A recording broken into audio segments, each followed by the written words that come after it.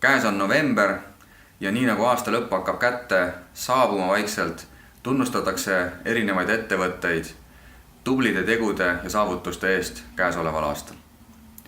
Sama juhtus ka eelmisel nädalal toimunud koolituskonverentsil, kus valiti taas kord aasta koolitaja. Nii nagu eelmisel aastal õnnestus meil saada motivaatoris aasta koolitaja 2016 tiitel, siis südamest suur hea meel oli see sama tiitel saada ka aastal 2017. Suur aitäh kõikidele teile, klientidele, partneritele, kelle tegemisi, kelle elu ma olen motivaatoriga kas või vähelgi määral puudutanud. Ilma teieta ei oleks motivaatorit ja ilma teieta ei käiks ma seda teed, mida ma täna teen.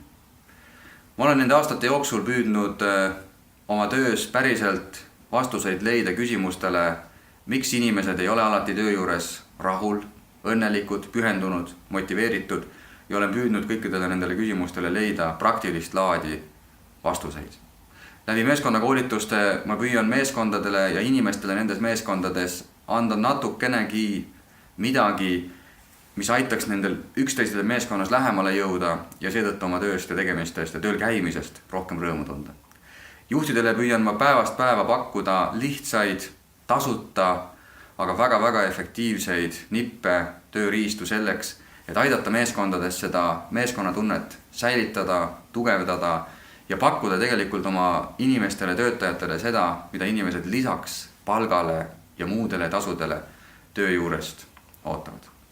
Suur aitäh sulle, kui sa minu poolt hääletasid. See innustab mind valitud teed jätkama ja seda kõike veelgi suurema jõuga ka järgmisel aastal ellu rakendama.